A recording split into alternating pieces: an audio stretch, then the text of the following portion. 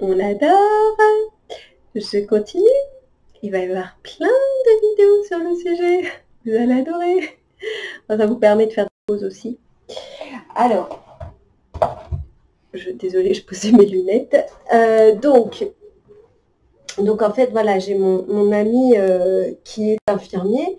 Je lui pose la question sur justement cette fameuse passoire et ces fameux grains de riz.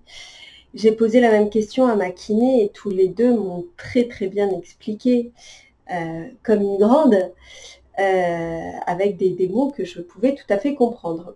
C'est-à-dire qu'en fait, donc les ganglions, ce sont les filtres qui évitent donc d'avoir des infections, tout simplement. Et donc, quand il y a une infection, eh bien, ça passe, quand il y a des microbes ou autres, ça passe par, donc par ces ganglions qui en fait les empêchent de continuer leur chemin.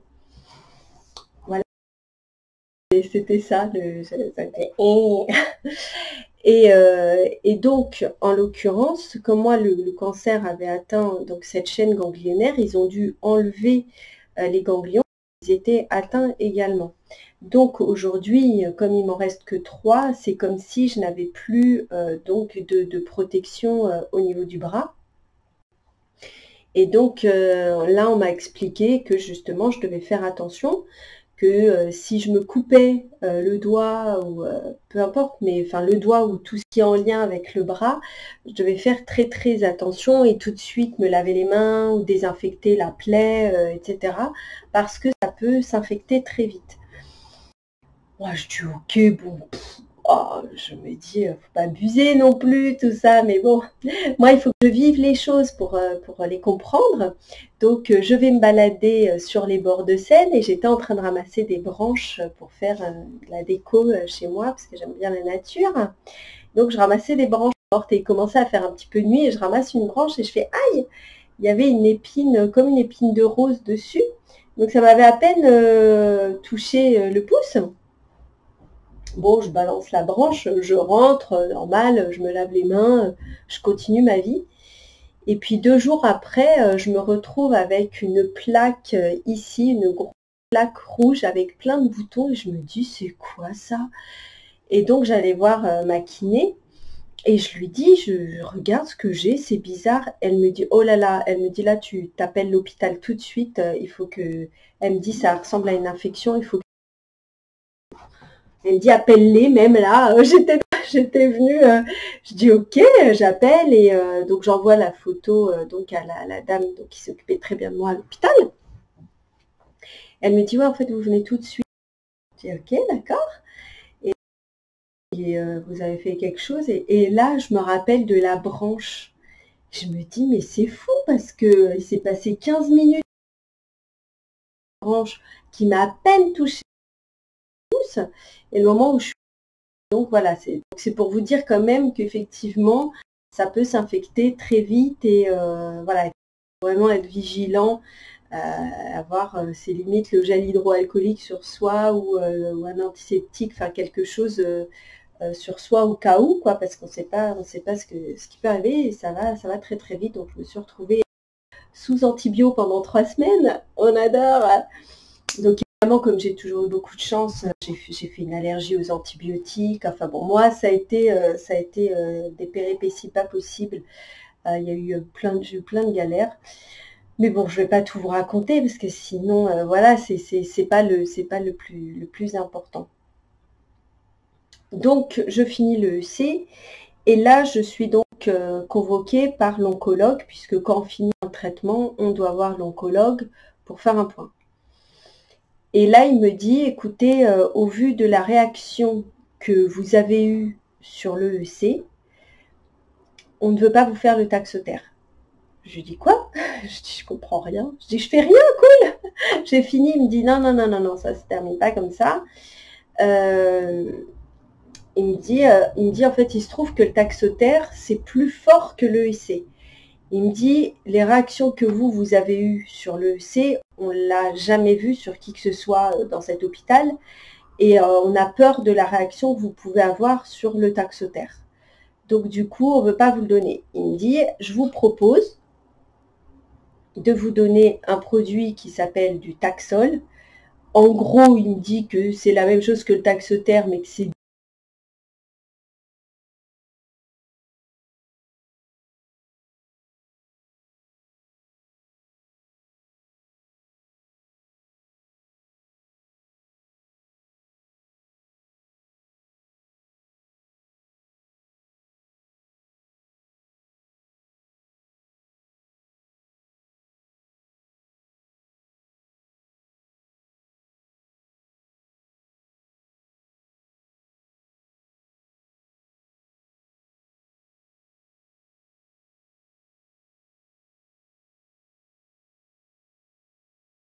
avec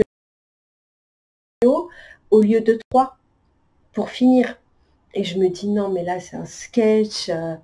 Je lui dis, l'option B, c'est quoi? Il me dit, bah, en fait, l'option B, bah, vous trouvez un hôpital et puis vous allez voir ailleurs parce qu'il n'y en a pas, en fait. Vous savez que je vous adore, vous? Bah, horrible. Cet oncologue, vraiment horrible, quoi. Je dis, bah, écoutez, moi, je vais réfléchir, je sais pas, etc. C'était compliqué pour moi de devoir faire 3 fois plus de chimio parce que déjà que c'était compliqué d'y aller. Je m'étais dit, bon, il y en a 9, alors c'était le compte à rebours, allez, plus que 3, etc. Et là, on me dit, bah, plus que 9. Alors, quand on passe de plus que 3 à plus que 9, voilà, là, c'était un petit peu violent quand même. Donc, je rentre chez moi, bon, moi, je pleurais tout le temps, tout ça, j'étais au lit. Et donc, du coup, bah, j'ai accepté, quand même, je l'ai quand même fait, voilà. Alors, par contre, si j'ai un conseil à donner, c'est pour les cheveux. Les cheveux. En fait, moi, j'ai jamais eu de soucis avec les cheveux. Je les ai eu très courts, avec 1 centimètre. Je les ai eu longs. Enfin, voilà, j'ai plein de coupes. Et comme on me dit, j'ai une tête à chapeau. Donc, c'est vrai que, voilà, j'ai pas de soucis avec ça. Quand on m'a dit que j'allais perdre mes cheveux avec donc le EC, je me suis dit, bah, je vais les laisser, je vais attendre, je vais les garder le plus longtemps possible et puis voilà, j'aviserai. Je me suis dit, dans ma tête, je me voyais pas.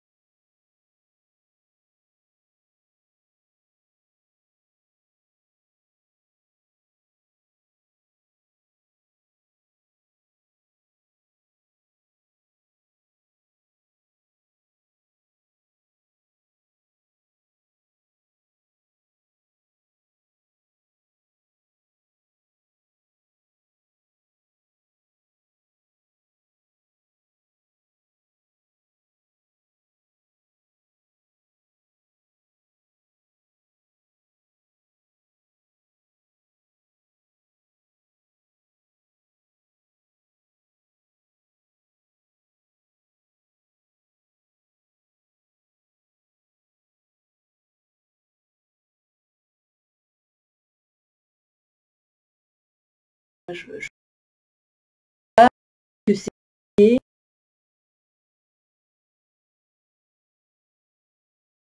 quand j'en vois dans la rue, j'ai beaucoup de compassion pour elles parce que, au contraire, je les admire parce que quand on voit la chaleur qu'il fait et avoir une perruque avec la chaleur, franchement, je leur tire mon chapeau. Euh, mais pour moi, c'était pas possible. Au début, je m'étais dit, bah, si j'en mets une, moi, je vais me la jouer funky, je vais en mettre une rose ou voilà. Sauf que non, j'étais plus dans ce délire-là et je me suis dit,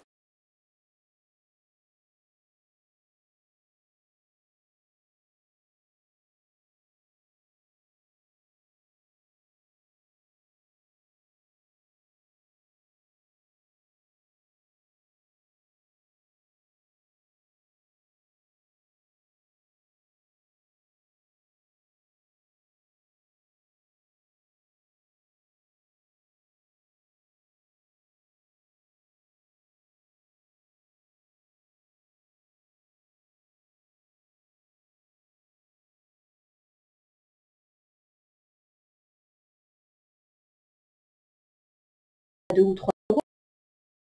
Et faites attention parce que c'est vrai qu'il y en a beaucoup qui font genre, ils vous vendent le turban spécial machin. En fait, vous allez au marché, vous en trouvez. Sur Internet, il y en a pléthore aussi.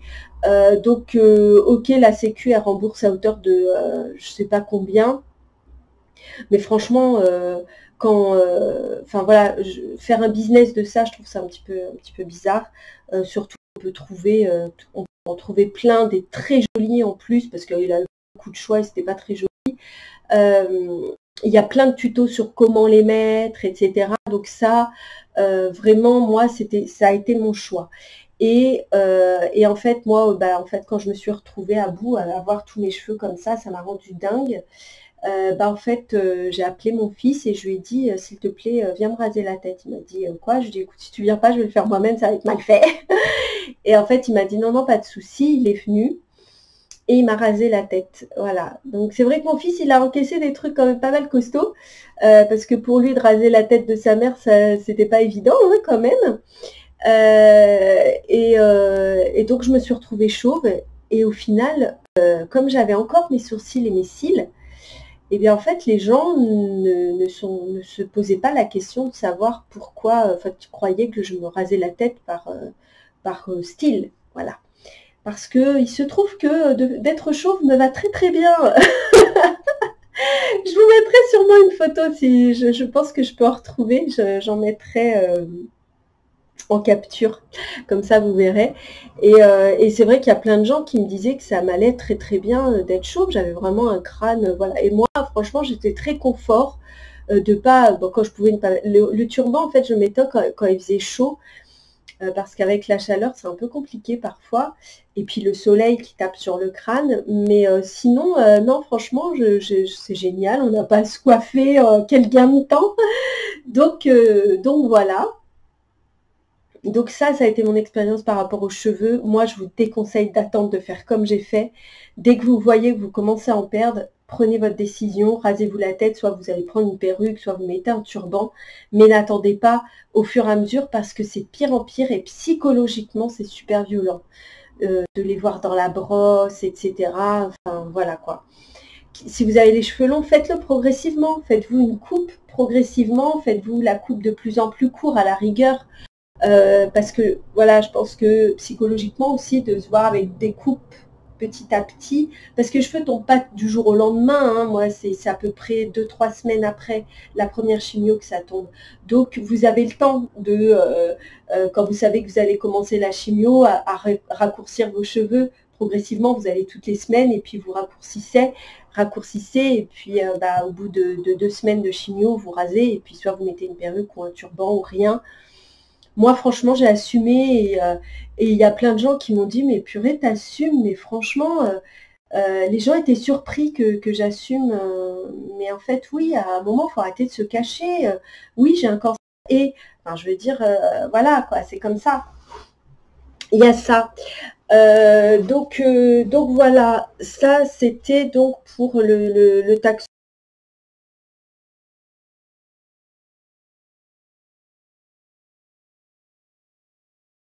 Passé. Voilà, après ça, il y a la radiothérapie. En tout cas, moi, c'était mon cas. La radiothérapie, c'est très long. C'est tous les jours. Moi, ça a été tous les jours, pendant 25 jours, sauf le week-end. Il y a une pause le week-end, mais voilà, c'est assez long. Alors, moi, pour la radiothérapie, je vous conseille à 200% les coupeurs de feu. Moi, j'ai fait appel à un coupeur de feu. Même ma kiné m'en a parlé parce qu'elle m'a dit à plein de femmes qui arrivaient, qui étaient brûlées, hein, ça fait une brûlure externe, hein, on est tout rouge, etc. Moi, j'ai fait appel à un coupeur de feu dès le départ, à une coupeuse de feu. Je n'ai rien eu du tout. Mais vraiment, j'ai eu 0 symptôme. Alors, il y a autre chose que je faisais en plus, c'est que à partir du moment où je m'allongeais pour faire la radiothérapie, parce qu'on s'allonge, hein, on attend que ça passe, on écoute de la musique. À partir du moment où je m'allongeais, alors ça c'est ma croyance aussi, hein, vous connaissez ma chaîne, si vous êtes là, vous connaissez un petit peu mes croyances, etc. mais je me mettais, j'imaginais que j'étais dans un nuage vert, le vert de l'archange Raphaël, qui est le guérisseur, qui est l'archange qui guérit. Et donc, je demandais. Et donc, pendant, ça dure, je crois, 15 ou 30 minutes. Pendant tout ce temps, je demandais à Raphaël et à tous les êtres de la matrice divine, de la lumière, de m'apporter une guérison sans en avoir les effets secondaires, d'avoir vraiment que les bienfaits de la radiothérapie. Et vraiment, pendant tout ce temps-là où j'écoutais la musique, je faisais mes demandes. Et voilà, je pense que ça a fait aussi le mental. Alors après, les coupeurs de feu, sachez, ça c'est important, que déjà dans les hôpitaux, parce que moi on m'a proposé, ils ont l'infirmière, elle a un agenda, enfin elle a pas un agenda, un répertoire, où dedans ils ont des coupeurs de feu, ils le proposent. Il faut leur demander, souvent ils ne proposent pas d'office, mais ils en ont. Et moi, elle m'en avait parlé, mais bon, moi, en fait, je connaissais quelqu'un. Alors moi, j'ai eu une première personne qui m'a dit, je connais quelqu'un qui fait les 3 séances pour 25 €. Et sur le coup, je me suis dit, ah ben ça va, c'est pas cher, 3 séances, 25 €. Puis quand on m'a dit que j'avais 25 séances, j'ai fait, bah en fait, ça va faire un petit peu cher là quand même. Et en fait, bah, par chance, la voisine de ma mère a le protocole de coupeur de feu, et elle a dit à ma mère, mais moi je lui fais sans aucun souci, je ne la fais pas payer, etc. Donc elle me l'a fait gracieusement. Il y a pas mal de coupeurs de feu qui font pour les gens qui font de la radiothérapie, qui le font gratuitement. Donc quand c'est ponctuel, c'est vrai, quand on a une brûlure ou autre, enfin voilà, moi j'ai aucun souci à payer, mais c'est vrai que là, ça faisait vraiment un gros budget. Et donc voilà, et moi j'ai vraiment eu 0 symptôme après. Donc, voilà, ça a été pour la radiothérapie. Est-ce que j'ai quelque chose d'autre à dire par rapport à ça, par rapport les contraintes? Non, franchement, mis à part le fait que ce soit tous les jours, franchement, il n'y a pas de contrainte particulière. Alors, il faut savoir que pour la radiothérapie, on vous fait un petit tatouage. On adore, qu'on garde toute la vie. Bah, c'est la pointe d'un stylo. En fait, on se retrouve à peu près à cet endroit-là, bah, entre les deux seins, enfin, quand il nous en reste deux. En l'occurrence, non. En fait, il y a un point, en fait, c'est le point central, en fait, sur lequel ils se basent quand ils font la radiothérapie, puisqu'en fait, quand on s'installe sous la table, le rayon, parce que comme ils doivent viser toujours au même endroit, ils se basent sur ce point-là. Et en fait, c'est un point de tatouage, et donc on le garde à vie. Hein. Donc, bon, c'est un tout petit point, faut le voir, mais ça va m'amener sur un autre sujet, puisque qui va être celui de la reconstruction. D'ailleurs, je vais peut-être faire une autre vidéo. Je vais faire une autre vidéo pour parler de la reconstruction, puisque là, j'ai fini sur la radiothérapie, la chimio, je pense que j'ai fait le tour. Donc, je vais vous parler dans une autre vidéo de la reconstruction. Et si j'ai d'autres choses qui me viennent, je vous en parlerai à ce moment-là. Voilà, à tout de suite.